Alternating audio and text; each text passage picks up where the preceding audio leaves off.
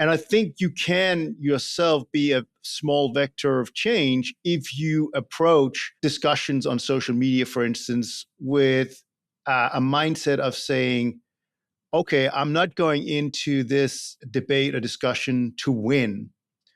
I'm going into this discussion because I believe, I'm passionate about this issue, but I might be wrong. Hi, I'm Michael Hyatt. And I'm Megan Hyatt Miller. And you're listening to The Double Win Show.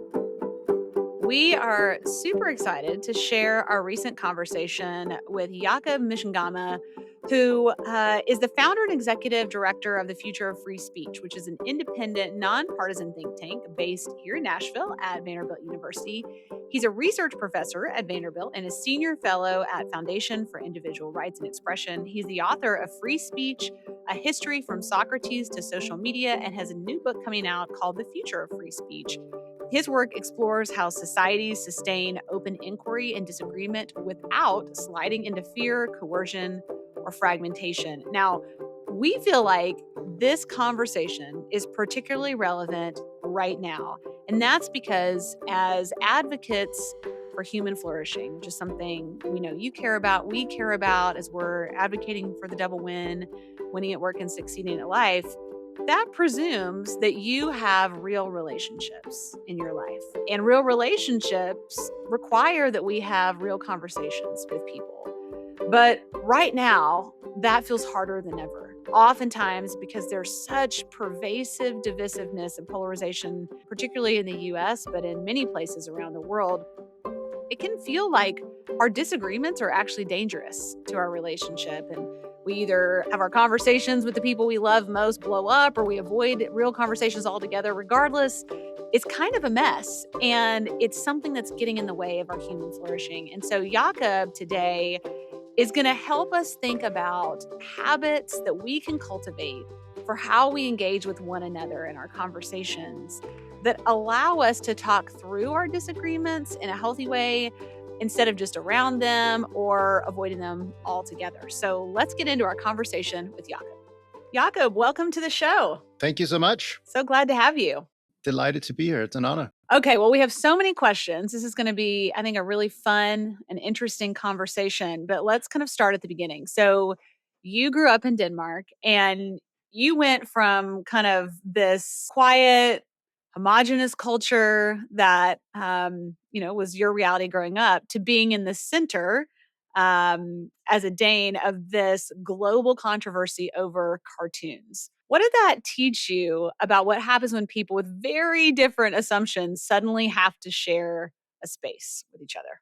Yeah, thanks, Megan. That's a great example because the so-called cartoon affair, this Danish newspaper that published cartoons of the Prophet Muhammad, that led to a sort of a global battle of values, if you like, between the relationship between free speech and religion, was really the reason I got into free speech. And I think it was an eye-opener in the sense that it highlighted the dangers of taking basic values for granted, and also that existing parallel societies that can be extremely corrosive to human flourishing in a country under a thin veneer of what has been labeled as mutual respect and tolerance, when reality was that there was much less mutual respect and tolerance than what the official picture suggested. So that was a huge eye opener, and I think what I took away from it is that it is much better to confront those differences head on rather than try to sort of hide them under this veneer of mutual tolerance and respect, which really is not based on mutual tolerance and respect if you can't have those difficult conversations that divide people. I'm just curious if you had a do-over and you were in total charge of Denmark, how would you have orchestrated it so that it didn't lead to that unpleasant outcome? Yeah, so I think this should have started a long time before the cartoon affair really erupted. It should have started from the point of view where there should have been I think, an official, much better official understanding that when someone comes to a new country with a very different culture, so Denmark is a very secular, liberal country, right? And a lot of immigrants who came were from Muslim majority countries where religion is much more important, who have much more conservative values that are at odds with sort of traditional Danish liberal secular values. And so I think it would have been wise to be more upfront about what does it mean to move to Denmark? What are the values that has shaped Danish society for good or for worse? That does not mean that you should abandon your religion, that you can no longer be a Muslim. But I think that would have been a good part of Danish integration policy if people had been given that lesson, because then they might better understand the society that they were trying to navigate in. Because I think a lot of people, immigrants who came to Denmark, were just shocked at the idea that you could poke fun of a religious figure that they thought was beyond reproach. And you can sort of understand that if that's been your cultural reference, then it's very difficult to understand, and it comes across as other people being gratuitously offensive or wanting to humiliate you, when that is not the case. When that is just a different culture.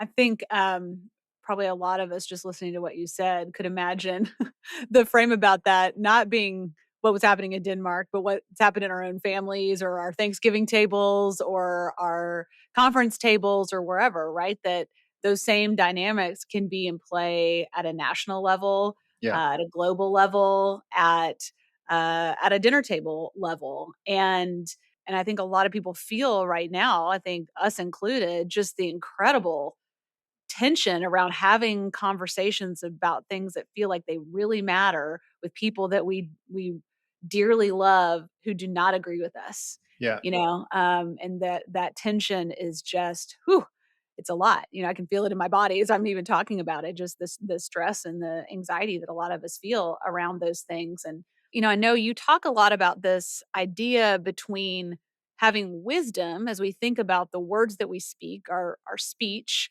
and the kind of self-censorship that a lot of us feel right now given to that's driven by fear. So like, how do you think about those kind of two ideas, wisdom and fear, with regard to speech, both kind of at a big picture, but also like when it gets down to brass tacks in our own lives?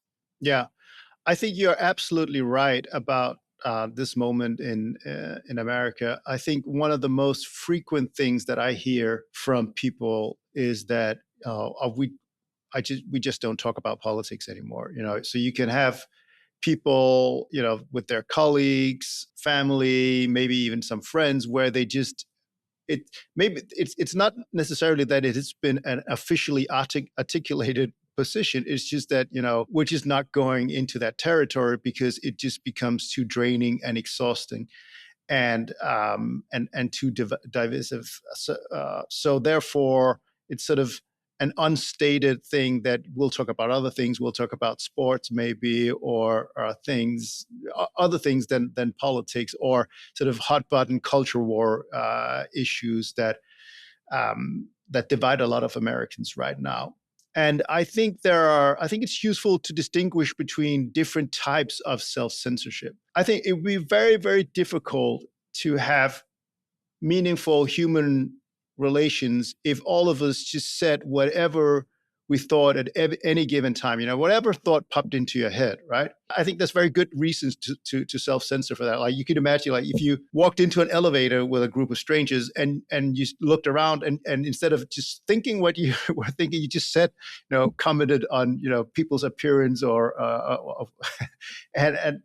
so in that sense, that's not problematic. That's just a way to make sure that we keep social relations.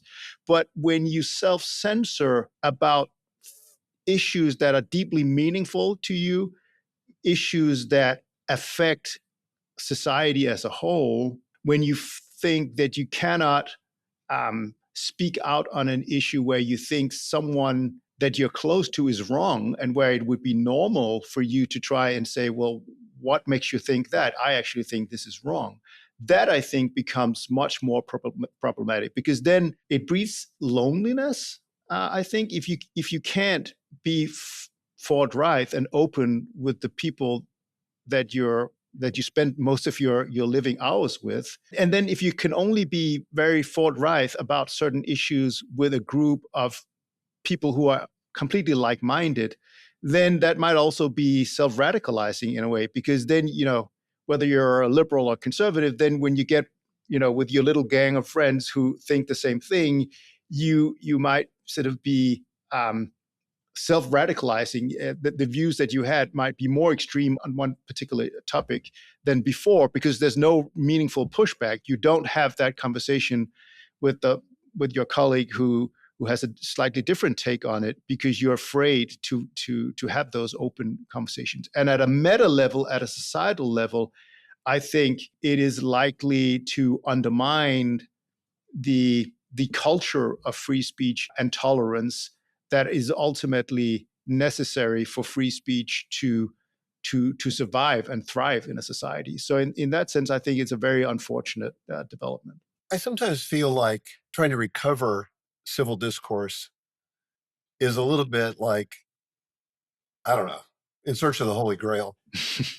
It's like, because all the modeling that's public from our leaders is the opposite of this. It seems like almost everyone has caved to this kind of antagonism and hurtful debate, and people are willing to say anything to advance their particular argument, including objectifying other people, Yeah. and engaging in ad hominem arguments. But the worst part of it, and the part of that I think could be corrected, except that social media, and apparently even our more traditional media, seems to reward the extremes, which continues to elevate this as a norm. It makes it more normal to just have these destructive conversations. What do we do about that? Well, I think we start with ourselves, right? Because that's really the most simple place to start. And I think you can have really meaningful, some of the most meaningful conversations and aha moments in my life have been on social media.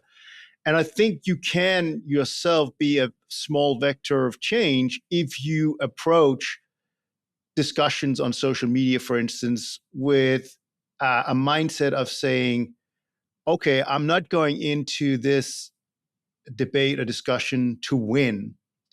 I'm going into this discussion because I believe, I'm passionate about this issue, but I might be wrong. On social media, where there could be an audience of potentially thousands, if you adopt the mindset of, I am willing to admit when I'm wrong, and when the person that I'm debating with has a point that is valid.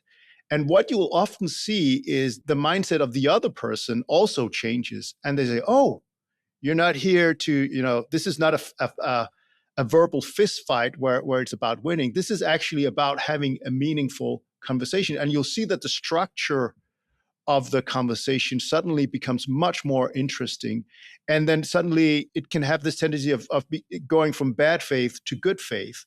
And suddenly there's sort of a center in your brain that sort of opens up to being much more curious and be more charitable towards the viewpoints of that other person. And so I think if you can see that in the small, it's about, how do we scale that? And I think there are incredibly smart people who are working on more alternative social media platforms that don't optimize for engagements, but optimizes for agreement.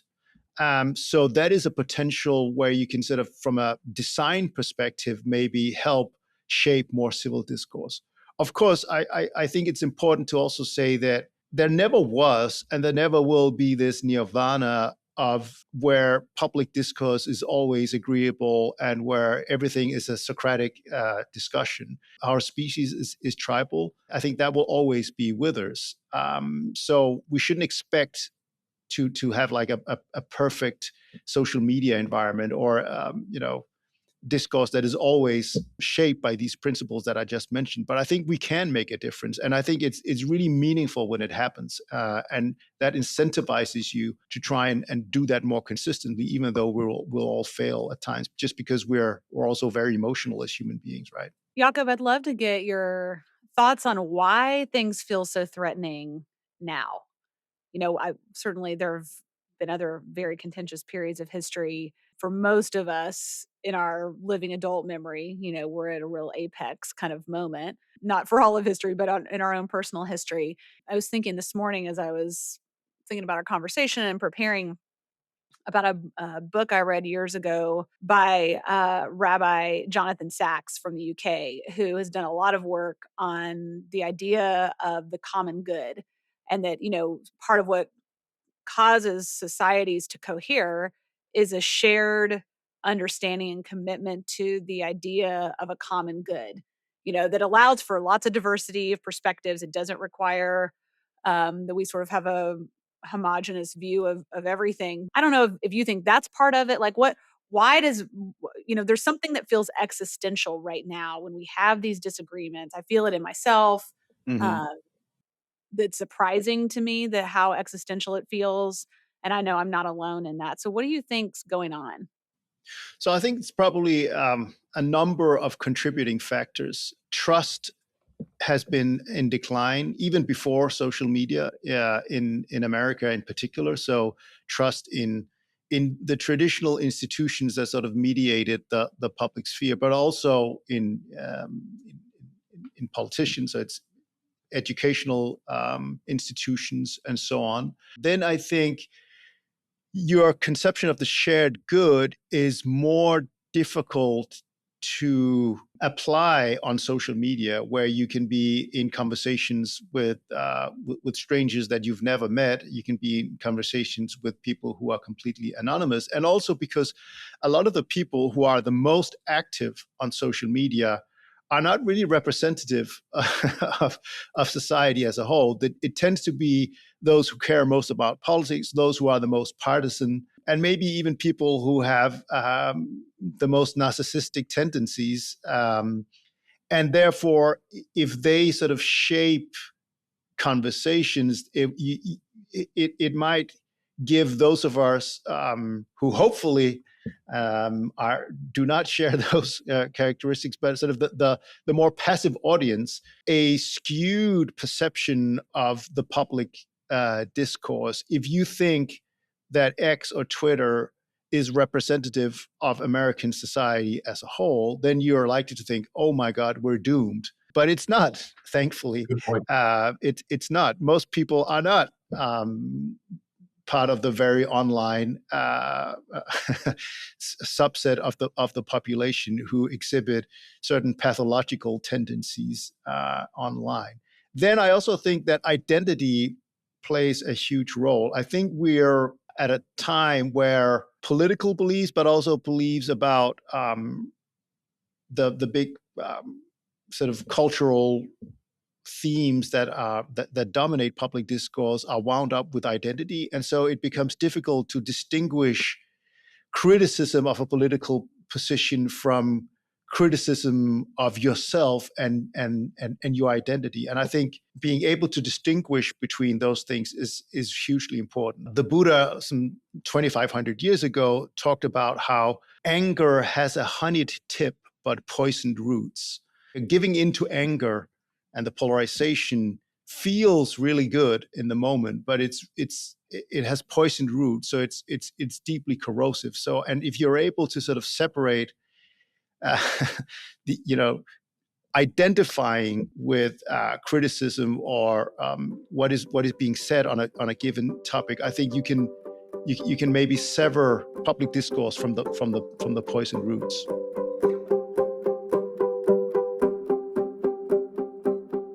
What I hear you saying, and this is something I believe and even teach, but all these conversations on social media and everything are kind of our circle of concern, but they're definitely not our circle of, control, maybe not even influence.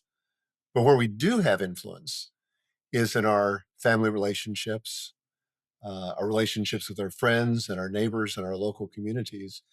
And so I want to shift a little bit to talk about the habits that can help us with that. You've written that, quote, real tolerance requires understanding. Understanding comes from listening, and listening presupposes speech, end quote. So what does that look like in practice with someone that you genuinely disagree with? I think you can approach it from the point of view, if you have a conversation with someone and you know that you have very different positions on a given topic, you have an opportunity to learn something. Even if that person is not able to convince you about that position, they might have points that make you understand your own position better. Maybe you tweak your own position, even if you tweak it 5%, that's quite valuable, right? Even if you had, like, let's say you feel that you're generally right about a certain position, but your argumentation for that particular position is very dogmatic. But if you then have a conversation with someone who has a different position, even if you don't change your view, you might say, well, there's actually there are actually some pretty important arguments against my position that I need to rethink. You could imagine a discussion between someone who's very religious and an atheist, right?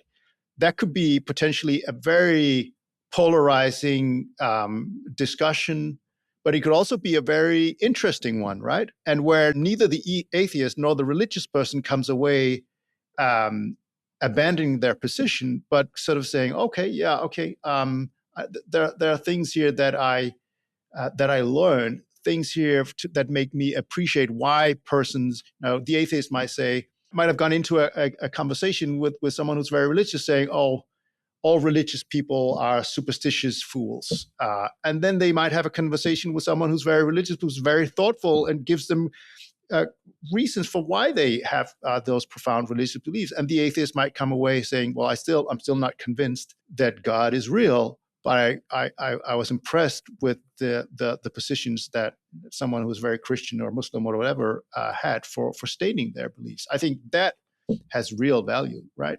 And you could have that. That could also be true about politics. Someone you could have, let's say, it's the family dinner from hell prior to the last election, a Kamala Harris and a Trump supporter sitting down for Thanksgiving. That could be really, really ugly, and that might be stuffing flying from one end of the table to the other.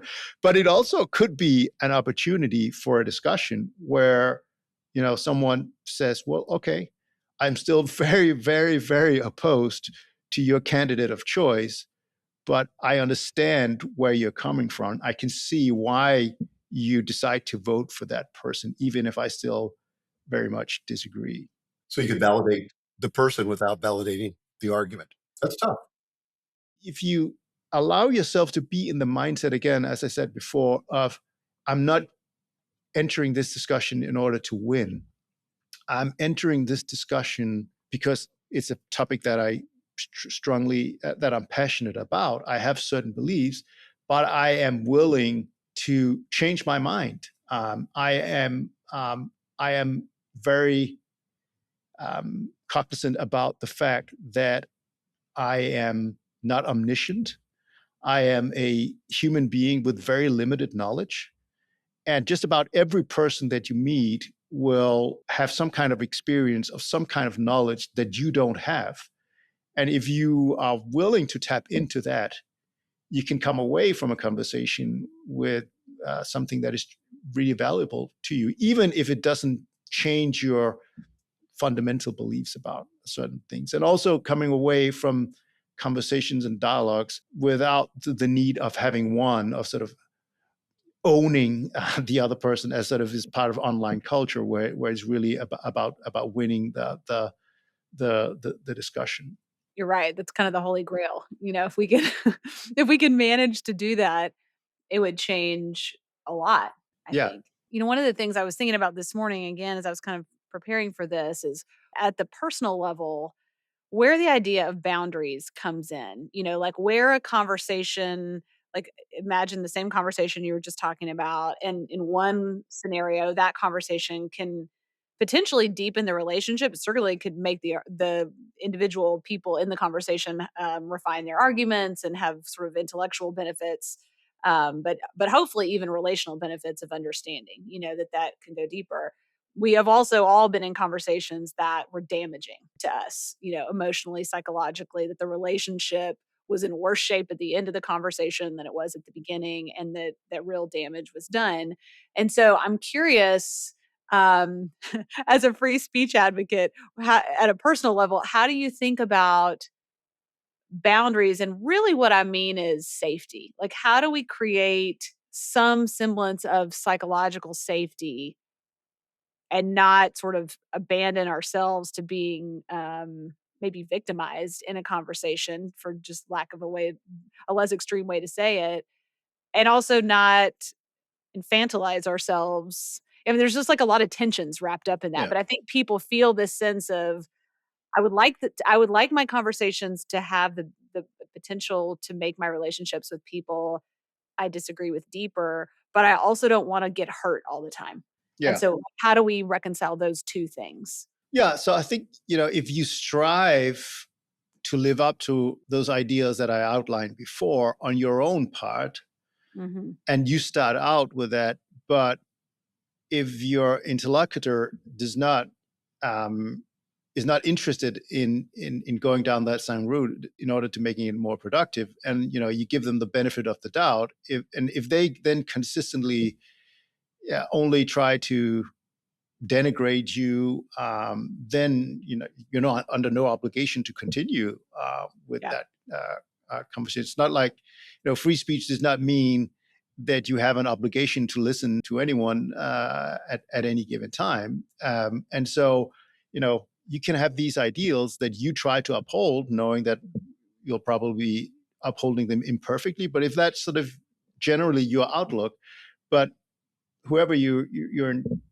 discussion or dialogue with is not interested or incapable of extending the same to you, then I think it becomes more meaningful to just disengage and say, what, I would like to have a conversation with you about this, but it has to be within certain meaningful parameters. If that's not how you want to have a discussion, then I suggest we cut our losses here. And I don't see that as corrosive to free speech at all. I mean, it's not like you have to on social media go out and actively subscribe to the most toxic accounts and just sit there and listen passively to whatever they say. When you're in those difficult conversations with other people, are there any rules that you kind of rehearse in your head to sort of manage your own behavior? Because one of the things that will often happen to me, and I suspect it happens to other people too, is that my nervous system gets activated before my brain. Yeah. And so that I'm speaking and I've said something hurtful. And if I had, been able to think about it with a more regulated nervous system, I probably would have done a much better job. Yeah. So how do you self-manage that on the front end so you just don't get so easily, and I hate this word, but triggered? Yeah. If those who listen and watch are interested, they can go and look at my social media footprint and they can tell me how good a job I've done. I don't want to come across and sound like I've sort of the perfectly virtuous social media user. I have like a throbbing vein here where when there's something where I sense my intolerance really rising. That's when I know it's probably better to log off or take a deep breath. Often I've sort of said, okay, I'll type something in and then I'll end up not publishing it, not pushing the button, because I know I'm likely to regret it. I think it's quite powerful to apologize if you said so, say, what, that was out of line, or what I said there was my emotions getting the better of me. That encourages more good faith discussion rather than the other person being then tempted to respond in kind. So there's actually an opportunity there to get back on track, however difficult. But I've certainly been guilty of writing stuff that I'm not proud of, and that has been guided more by emotions than reason. One little hack that I've engaged in, if I get an online comment, for example, on a Facebook account and it's nasty, my temptation in the past, as Megan will verify, is that I would, just respond in anger and say something that somebody else had to clean up after. And one of the things I've done with those kind of comments, they're not, thankfully, they're not too frequent, but I just copy and paste it into AI. And then I'll say, look, I want to respond gracefully to this, but I also want to be clear about my position. Yeah. So I have a hard time doing those two things at the same time. And it's been, frankly, amazing. I had one particular person on Facebook who gave me a really nasty response to something. And I don't remember what the issue was, but I went through that process and posted, and that person actually apologized to me because it de-escalated the conversation. Yeah. And so, from my perspective, if I have to use a crutch like AI till I can get trained to do that myself, the world's better off for it. That's quite creative, especially if you've trained the AI on your writings and your personality, so that it knows who you are, so that it stays true to your values. I also think that sort of self-deprecating humor can be quite a powerful tool. If you do that, sometimes the other person will realize that they went too far. There are different strategies that you can use, but escalating and responding in kind rarely leads to anywhere productive. It's like the honey tip with the poison roots that the Buddha talked about a long time before social media. Yeah, I've been thinking about this with myself, and I think one of the things that I'm trying to do more intentionally is to say out loud when I've been wrong about something and own it. We're not engaging in a lot of controversial stuff, professionally, so it's more like in closer relationships, but to try to be intentional when my mind gets changed by something, and I want to be open to that, like that feels like a spiritual discipline almost for me to say, like,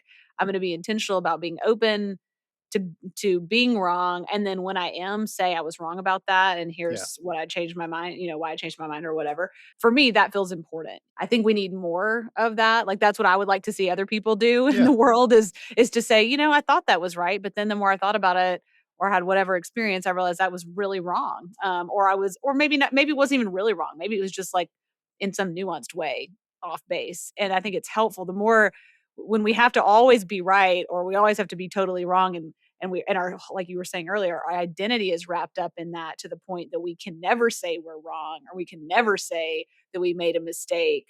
That's a really dangerous place, because then you kind of get into this sort of ideological sunk cost fallacy situation where, like, you can't ever backtrack or change or evolve or grow. And hopefully in relationships, we are able to evolve and grow. And that's one of the gifts of relationships. So I'm trying badly to do that, but I think that's one of the things that I've kind of put into practice myself, is like a little accountability check. It also makes it much easier for the other person then to be quote unquote vulnerable in that conversation, and being open to change, because suddenly it's no longer sort of win at all costs. And by winning, I mean denigrating the other side. It's the win-win situation where we both can say, I was wrong about this. Okay, yeah, thank you for acknowledging that. I also made a comment that I regret about this, and then you move into a space where there's more confidence and a closer connection. That's really helpful. Okay, let's talk about leadership for a second. So, a lot of the people that we're talking to have some leadership responsibility. That might be in a nonprofit context, that might be in the context of their own business or other organization.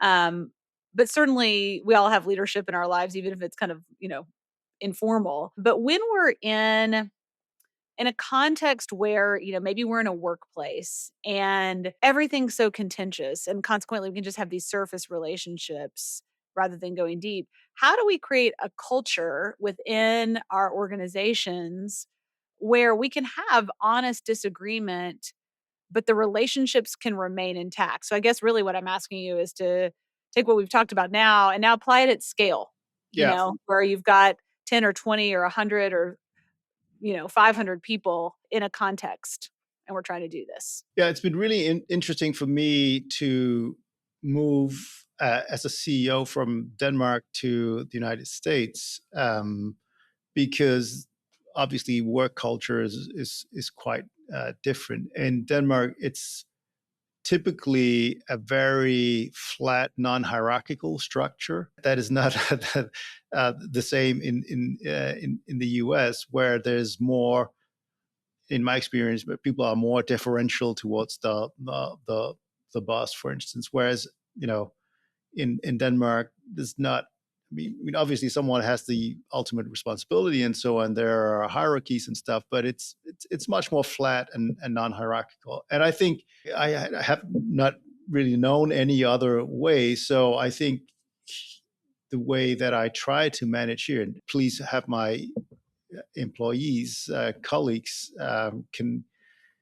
can come up with anonymous comments and call me out if I'm if I'm wrong. But I think I've just not, without even being particularly conscious about it, tried to just have that same style here.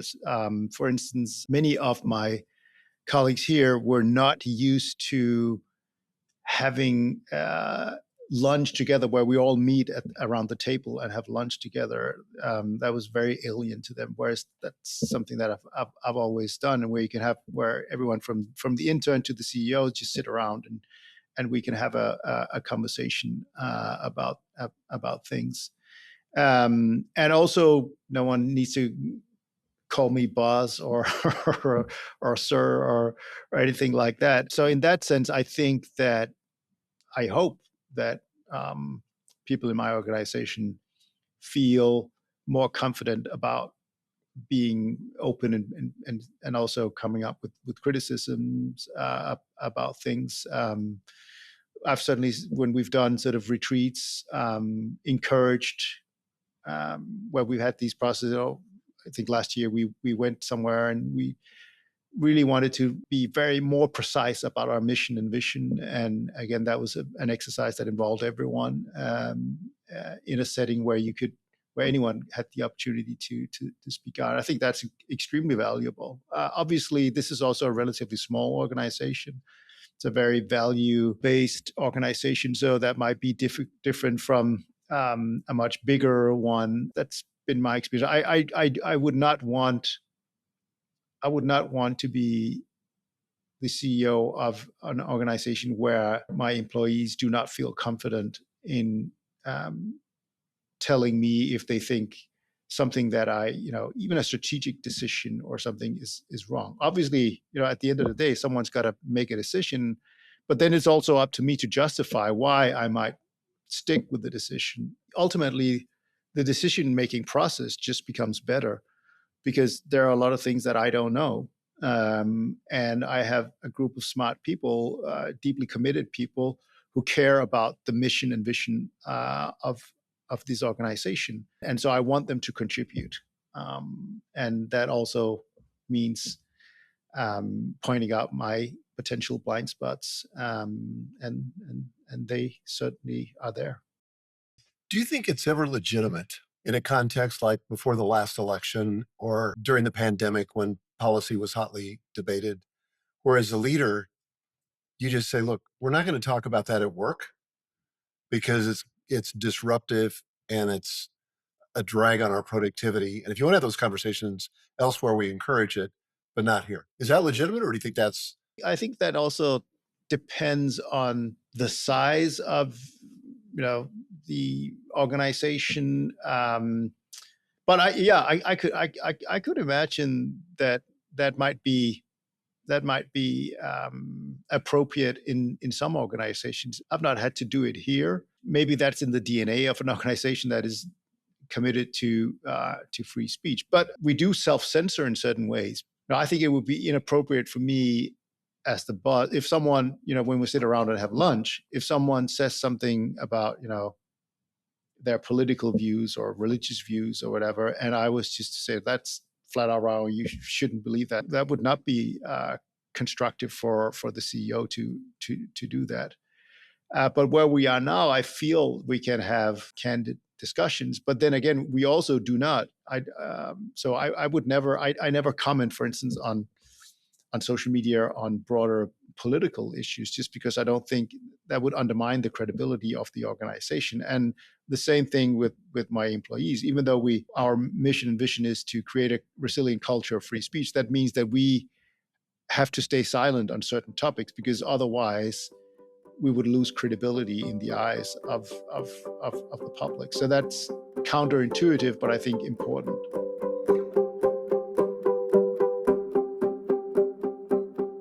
Okay, so you're also a dad. Yes. You've got a couple of teenagers. My husband Joel and I had dinner with you and your wife Sarah just on Friday, and we were talking about challenges that we're both facing with our teenagers and all the rest. How are you guys modeling with your kids how to engage with disagreements?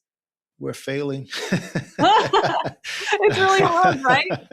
Yeah. I mean, I'm just trying to get any kind of conversation with my son these days, who's 16. Sure. And we both watch, religiously follow an English soccer team called Arsenal.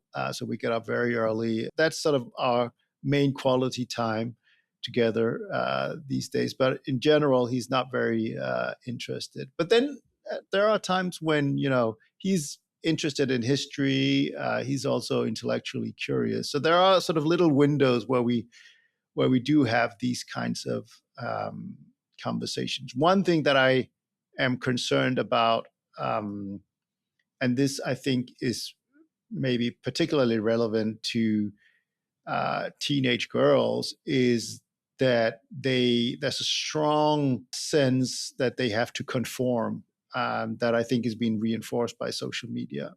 So how do you create that resilience and that sense of self-worth that doesn't depend on external validation of a peer group, whether it's in school or on social media? That I think is something that my wife and I are still working on, building up that confidence muscle.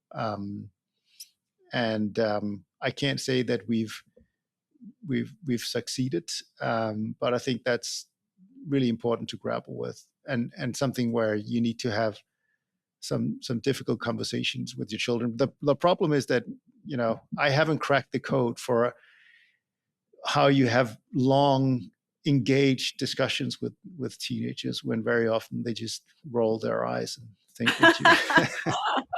that you're wasting their time. We haven't figured that out yet either, so I think we have to defer to my dad, who's successfully raised 5 adults now. We're still mid-process, right? I don't know if I could call it successfully raised. Hey. Let me just put it this way: I did my best. No, I'm really proud of all 5 of them, but they are their own women for sure.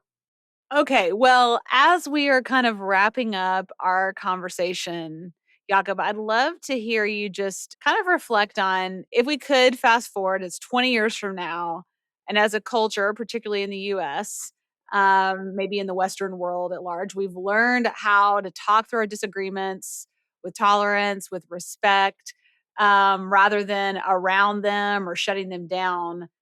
How is the world 20 years from now different if we've successfully been able to do that? Well, then maybe we're in a position where we look back at the current era and say, wow, that was a crazy time. And we never want to repeat that again.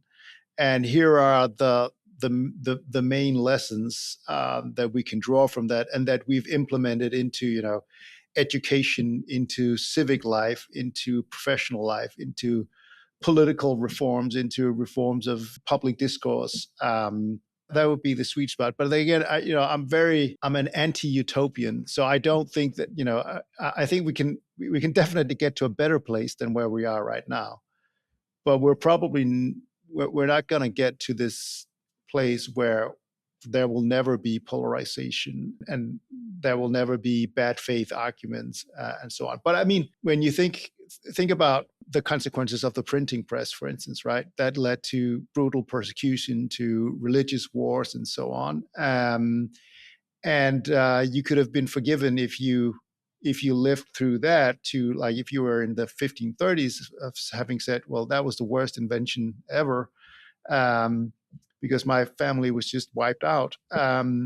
But today we look back on it as something extremely valuable that really pushed our civilization forward. So hopefully we can also look at this time that we live through now and see that there were also extremely valuable things, and we've learned to navigate them more wisely than we're currently doing. In Europe, if you go back 300 or 400 years, there was a widespread belief that you could not live in the same country if you had different religious beliefs, right? People would persecute, kill each other over what many today would view as really, really weird theological differences that have very little relevance for ordinary life. And that is something that we learn to overcome through religious tolerance, through freedom of conscience and freedom of speech. And maybe we can apply some of those lessons to this moment that we're living through now. Jacob, thank you so much for this conversation. For people that want to follow up with you and learn more about your work, in addition to buying your book, Free Speech and History from Socrates to Social Media, and I know you have a new book coming out, but where can people go to find sort of the one-stop shop to find all things related to you? So you can go to at J Mchangama, that's my X, but also my Substack that have become a bit more active on. Those would maybe be the best resources. We'll link to that in the show notes. Okay. Thanks again for a great conversation. Thank you so much. It was a pleasure. Thanks, Jacob. All right. Bye. Bye.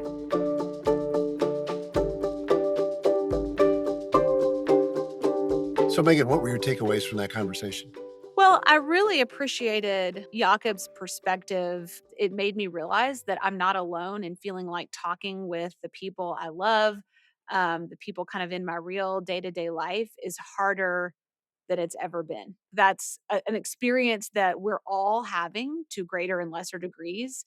So I think it was validating on the one hand, but it was also hopeful because I felt like the nuances and guidance that he provided for how to be curious, for how to stay open when we're disagreeing with someone, for how to not kind of fight to win, as he said, but rather seek to understand and kind of stay in that place of curiosity. It helped me realize that there is a path forward. Not in all cases. Obviously, there's just going to be some, full stop, like deal breaker ways that people want to interact with us, including sometimes in our own families or in our circle of friends, so to speak. But that in our real personal lives, there is a way to talk through disagreements and come out with our relationship strengthened instead of necessarily harmed. And that felt like good news to me. It felt like it to me too. And I can think back over my decades of being on this planet. And whenever I've gotten into a debate, shall we say, and I felt like I landed that zinger and it was a mic drop moment, that I almost immediately afterward felt regret. Yeah.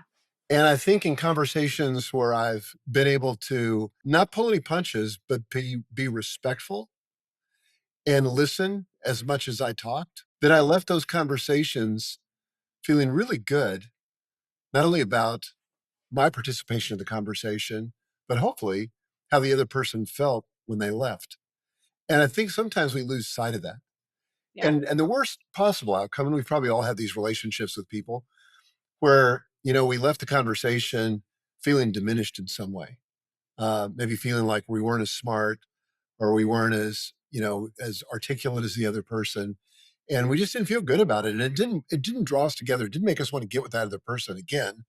And so I just want to make sure I'm clear about how I want everything to end, the conversation to end, and then reverse engineer my behavior so I get there. Does that make sense? Yeah, absolutely. I think the other thing that he put words to that maybe I hadn't really found the words for yet is just the loneliness that results when we choose to disengage entirely, when we sort of Mhm. make that unconscious preemptive decision, before we go to Thanksgiving or before we go to, on that trip, and we're going to see family or something like that. And we just decide we're not talking about anything, it's like we sort of do the preemptive damage control in our mind and think, okay, these are the things we're going to talk about because they're safe. We're not even going to go there. And what that means is you feel a lot less known and you don't have connection because you're not talking about anything that matters. You're just trying to Right. get through it. And it should go without saying, it's probably worth saying, in some situations that is the best decision. Like Yeah. that is the lesser of two evils. But what I took away from this is a lot of times my instinct would be to assume that that's the lesser of two evils without counting the cost. And that there is a cost. And if you're going to pay that cost, you better know what the exchange is for. Because a lot of times the discomfort of finding a way to have a conversation that is simultaneously one where you don't compromise what you feel to be true in a way that would diminish you and be a violation of your values or whatever, but you also choose to engage with somebody else in a way that's honoring to them. That is the harder path for sure, Yeah. but it is the path that makes it possible to maintain connection even where disagreements are still existing. Well, from our faith tradition, yours and mine, I think there's a couple of admonitions from the Bible that are helpful. One is speak the truth in love. Those are two things that are difficult. It's almost like two magnets that are um, trying to move away from each other. They seem in contradiction, and yet the best outcomes happen when we hold those two things together, both truth and love. Yeah. And the other watchword for me, and this is really personal for me, I just keep saying to myself over and over again, be quick to hear, slow to speak, and slow to anger. Hmm. And if I can do that, I think I'm good. Yeah. I think one of the things that can happen in our current like social media climate is this pressure to respond quickly to everything, Yes. to have a take like right now. And there's a lot of value in just taking a second. It doesn't have to be a long second. I mean, like, some of this stuff is so darn obvious. Like it doesn't take a lot of time, but the pressure should come from moral clarity, not from other people telling us like to jump into the fray, so to speak. I don't think there's a lot of value in just jumping into the fray for its own sake. And I find that I think better if I give myself a minute. And sometimes that's Yep. literally 15 minutes, sometimes that's overnight to get my thoughts together and reflect rather than just react. We just don't want to be in reactive mode. I think that is the big idea, right? 100%. Well, guys, thank you for listening to this episode. And you would do us a great favor if you would rate the show and give a short review. That'll help us get visibility with other people that are just passing through podcast land and looking for a podcast. It raises our visibility, and we'd be grateful. But until next time, have a great week.